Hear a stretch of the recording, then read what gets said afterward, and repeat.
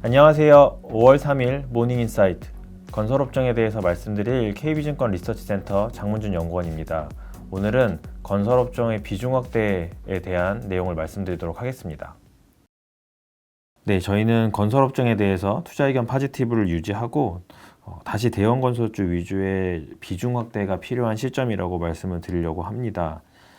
저희가 이제 건설업종이 원자재 가격 상승에 따른 실적 불확실성, 그리고 대통령 선거 이후 부동산 정책 모멘텀 약화 등으로 3월 중순부터 주가가 좀 부진했습니다.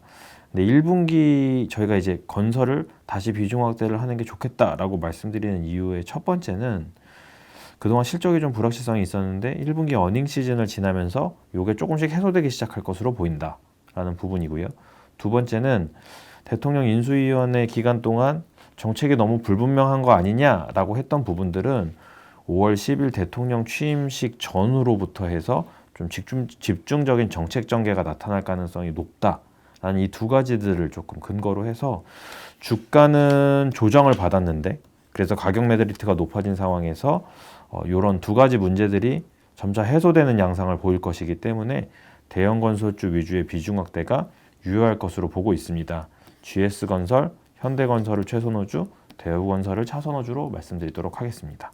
3월 중순 이후 건설업종의 주된 문제는 실적이었다고 생각을 합니다. 근데 그러니까 실적이 안 좋아진다라는 부분보다는 실적이 안 좋아질 건데 어느 정도 안 좋아질지 모르겠다는 불확실성이 문제였다라고 말씀을 좀 드리려고 합니다. 무슨 말씀이냐면 원자재 수급 불안정하고 가격이 빨리 올라가기 때문에 실적이 나빠질 거는 분명한데 그 정도를 가늠하기 어려웠다는 점에서 투자가 좀 밀렸을 것이다 라고 생각을 좀 정리하고 있고요.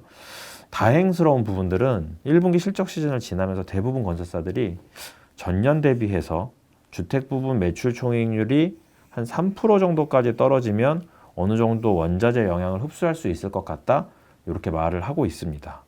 저희는 투자자 입장에서는 조금 더 보수적으로 추정하는 게 맞다라고 생각은 하지만 긍정적인 부분들이 일단 전혀 감이 안 잡히던 원자재 임팩트가 어느 정도 가늠해 볼 수 있게 되었다라는 점이 첫 번째로 중요하다고 보고 있고요.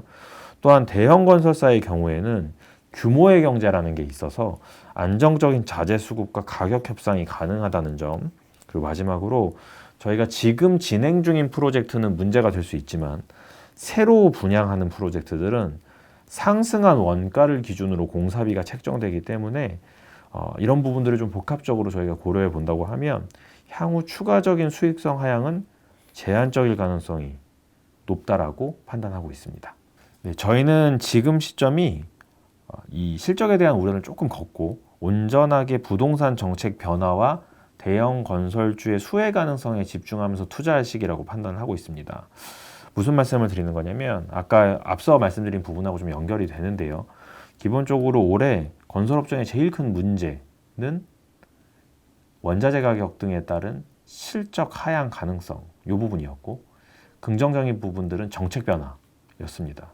주가 흐름을 좀 잘 보시면 기본적으로 영업이익 이건 현대건설의 상대 주가와 영업이익 컨센서스 추이인데요. 영업이익 컨센서스가 하향되는 시기, 그러니까 뭔가 문제가 있어서 올해 실적이 안 좋을 것 같구나라고 하는 시기에 주가가 전반적으로 부진한 부분들을 볼 수 있습니다. 반면에 영업이익 컨센서스에 큰 변화가 없는 시기에는 주가가 상승한 것을 볼 수 있는데 뭔가 이제 모멘텀 요소가 있으니까 불확실성만 없다면 주가가 기대감을 안고 갈 수 있는 부분들이 나타났습니다. 저희가 이제 말씀드리고 싶은 건 뭐냐면 여러 가지 실적 시즌을 통해서 대형 건설사들이 흡수가 가능하다, 우리는 규모의 경제가 있다 이런 부분들을 얘기하면서 아마도 이 두 번에 걸친 수익 추정 하향이 이어질 것 같지는 않습니다. 여기서부터 더 이상의 실적 추정 하향은 없을 거라고 보고 있고요. 아마도 5월 10일에 이제 대통령의 취임 그리고 6월 1일 지방선거들을 좀 거쳐가는 과정에서 부동산 정책 모멘텀이 다시 살아날 수 있기 때문에 더 이상의 수익 추정 하향이 급격한 하향이 없는 구간에서 이 모멘텀을 기대해 볼 수 있지 않을까라는 부분들이 저희가 말씀드리고 싶은 포인트입니다. 차기 정부의 부동산 정책에 대해서 말씀을 드려보도록 하겠습니다. 저희가 이제 지금 대통령 선거가 끝나고 인수위 단계에 있는데요. 그 인수위 단계 동안 조금 부동산 정책 방향성이 약해진 것 아니냐라는 우려가 꽤 있으셨습니다. 그게 이제 주가에도 조금 부정적인 부분들이 영향을 미쳤다고 판단하는데요. 지금 현재 정부 기준으로 본다면 저희가 2017년 5월에 현재 정부가 출범했는데 5월에 출범하고 나서 6.19 주택시장 안정화 대응 딱 한 달 정도 뒤에 나온 대책을 필두로 5개월 동안 4차례 연이어서 부동산 대책이 나옵니다. 대책이 계속 순차적으로 집중돼서 나왔고요. 저희 건설업종 같은 경우에는 투자 심리가 이 부분 때문에 급격하게 악화되면서 6월부터 11월 말까지 5개월 동안 코스피 지수를 30% 정도 하회한 바가 있습니다. 저희가 이제 말씀드리고 싶은 부분들은 뭐냐면 실제 이 공급 혹은 이제 부동산 규제 완화와 관련된 대책들은 정권이 시작해야 본격적으로 나올 수 있다라고 보고 있고요. 일단 이번 정부 자체가 공급 증가를 통한 부동산 가격 안정화라는 과제를 안고 시작하기 때문에 5월 10일 취임식을 기점으로 공급 증가를 위한 구체적인 계획, 금융 규제 완화, 세제 정상화 방안 등이 집중적으로 제시될 가능성이 높다고 말씀을 드리려고 합니다. 이번 정부도 시작 시점부터 해서 약 5개월 동안 4개 대책을 연달아 내놨기 때문에 저희도 같은 패턴을 좀 기대해봐도 되지 않을까라는 생각을 하고 있습니다. 이상으로 5월 3일 모닝인사이트를 마치도록 하겠습니다. 감사합니다.